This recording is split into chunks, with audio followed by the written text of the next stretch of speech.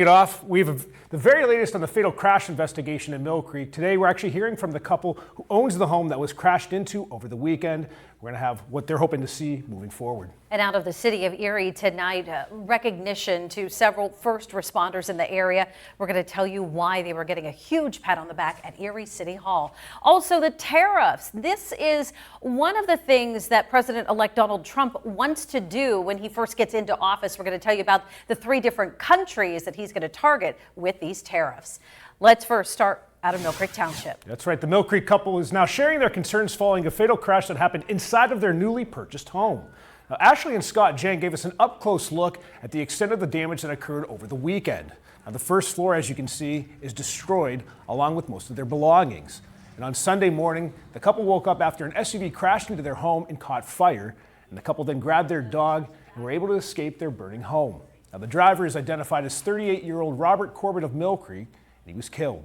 And over the years, the house has been struck several times by different vehicles, but according to the Jangs, who moved to Erie earlier this year, the history of the home was never disclosed when they purchased it, and we're going to hear from them coming up at 6. Well, the city of Erie is recognizing a group of citizens and city employees for acts of heroism. A total of 10 people were honored today for helping out others who were involved in house fires. 5 people were recognized helping to save an 11-year-old boy from a house fire back in September, but sadly, that boy's 4-year-old brother died in that fire. Now, 2 street department employees were also honored today for helping to save a woman from a house fire off West 32nd Street in October. Certainly life-saving acts.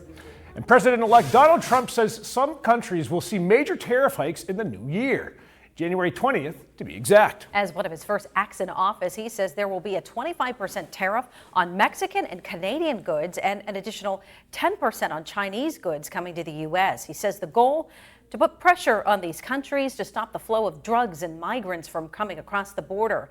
The social media posts came the same day that special counsel Jack Smith effectively dropped 2 high-profile prosecutions of Trump, citing the Justice Department's longstanding policy against prosecuting presidents while in office. Of course, the stories that we're talking about this half hour can be found on our website, erienewsnow.com.